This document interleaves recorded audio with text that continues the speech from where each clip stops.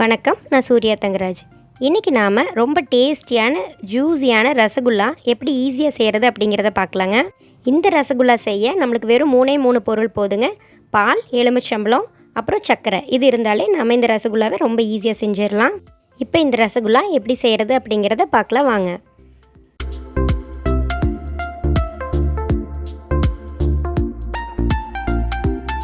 அதுக்கு நான் 1/2 லிட்டர் பால் எடுத்துருக்குறேங்க. நான் வந்து பேக்கெட் பால் தான் எடுத்துருக்கிறேன்.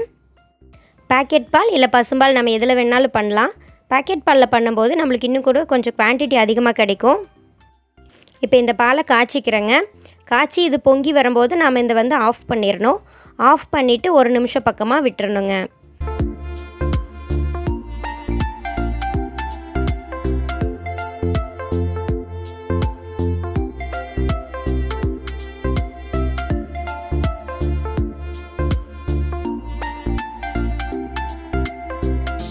இப்போ பால் பொங்கி வருது. இப்போ நம்ம வந்து அடுப்பை ஆஃப் பண்ணிடலாங்க. ஆஃப் பண்ணிவிட்டு ஒரு நிமிஷம் பக்கமாக விட்டுடலாம். இதுக்கப்புறம் தான் வந்து நம்ம லெமன் ஜூஸை ஆட் பண்ண போகிறோம். ஒரு லெமனை ஆஃபாக கட் பண்ணி அதில் இருக்கிற ஜூஸை வந்து எடுத்துருக்குறேங்க. இதில் நான் கொஞ்சம் தண்ணியும் கலந்துக்கிறேன். இதை கொஞ்சம் கொஞ்சமாக சேர்த்து அந்த பாலை நாம் திரிய வைக்கலாங்க. இப்போ நம்ம பன்னீர் பண்ணுறோம் அப்படின்னா பால் கொதிச்சு வரும்போதே வந்து இந்த லெமன் ஜூஸ் ஆட் பண்ணலாங்க. நம்ம வந்து பண்ண போகிறது ரசகுல்லா அப்படிங்கிறதுனால இந்த பன்னீர் வந்து நல்லா சாஃப்டாக இருக்கணும். அதனால தான் வந்து அடுப்பை ஆஃப் பண்ணிவிட்டு 1 நிமிஷம் கழித்து இந்த லெமன் ஜூஸை வந்து நான் ஆட் பண்ணிகிட்ருக்கிறேன். இதே நம்ம சீஸ் பண்ண போகிறோம் அப்படின்னா பால் வந்து கை பொறுக்கிற சூடானோடனேயுமே வந்து இந்த லெமன் ஜூஸ் இல்லைன்னா வினிகர் ஆட் பண்ணலாம். அது மாதிரி இந்த பன்னீர் வந்து பாலோட கொதிநிலைக்கு தகுந்த மாதிரி நம்மளுக்கு கிடைக்கும்.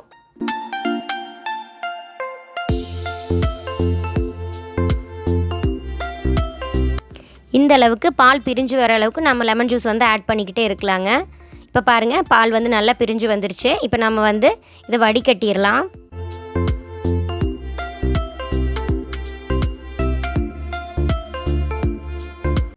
இந்த பன்னீரை நம்ம இப்படியே யூஸ் பண்ணலாங்க. ஆனால் வந்து லெமன் ஜூஸோட ஸ்மெல் வரும். அதனால இதை நான் வந்து ஒரு தடவை தண்ணி ஊற்றி நல்லா வாஷ் பண்ணி எடுத்துக்கிறேன்.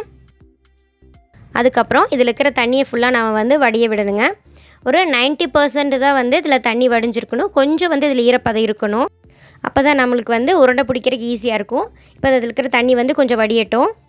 அதுக்குள்ளே இந்த ரசகுல்லாக்கான சுகர் சிரப் வந்து ரெடி பண்ணிடலாங்க. 1 கப் சர்க்கரை எடுத்துருக்குறேங்க. இந்த கப்போட அளவு பார்த்திங்கன்னா 250 ml கப்பு. 1 கப் சர்க்கரைக்கு 3 கப் தண்ணி எடுத்துக்கிறேன். இந்த சர்க்கரை பாகுக்குன்னு வந்து பதமெல்லாம் எதுவுமே கிடையாதுங்க. 1 கப் சர்க்கரைக்கு 3 கப் தண்ணி, அவ்வளோதான். இதை சேர்த்துட்டு நம்ம கொதிக்க வச்சுக்கலாம்.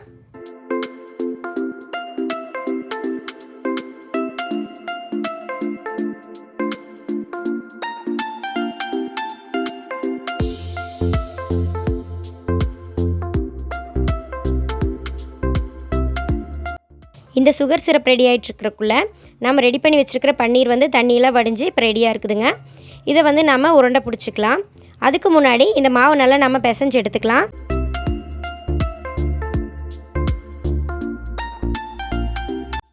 இந்த அளவுக்கு இதை நல்லா அழுத்தி பிசையணுங்க. இல்லைன்னா நம்மளுக்கு வந்து ரசகுல்லாக்குள்ளே வந்து திரியாக இருக்கிற மாதிரி இருக்கும். சாஃப்டான ரசகுல்லாக்கு வந்து இந்த மாவு நல்லா பிசைகிறது ரொம்ப முக்கியம்.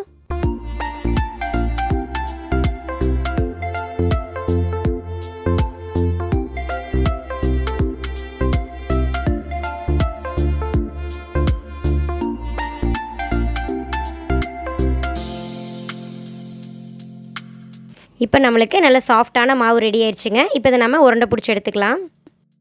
இதை நம்ம பால்ஸாக உருட்டும் போது உள்ளங்கையில் வச்சு நல்லா அழுத்திட்டு நம்ம உருட்டணுங்க. அப்போ தான் வந்து எந்த கிராக்ஸுமே இல்லாமல் இருக்கும். இந்த பால்ஸ் செய்யும்போது கையில் எண்ணெயோ நெய்யோ தடவணுங்கிற அவசியம் இல்லைங்க. நம்ம பன்னீர் வந்து கரெக்டாக பண்ணியிருந்தோம்னா கையில் ஒட்டாமையே வந்து இந்த பால்ஸ் பிடிக்கிறதுக்கு ஈஸியாக வரும்.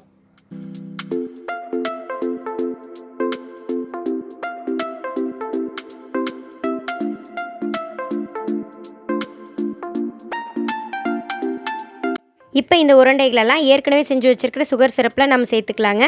சேர்த்துட்டு ஒரு 15 நிமிஷத்துக்கு கொதிக்க வைக்கணுங்க. கொதிக்க வைக்கும்போது வந்து அடுப்பை சிம்மில் வச்சுக்கோங்க. இதை மூடி வச்சு கொதிக்க வைக்கணும்.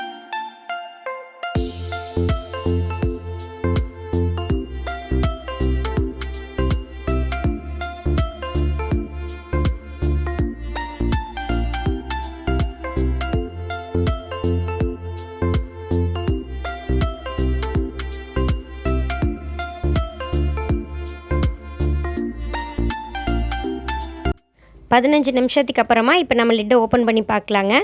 இப்போ வந்து நம்மளோட ரசகுல்லா எல்லாம் எப்படி இருக்குன்னா டபுள் சைஸாக வந்து பெருசாக இருக்கும்.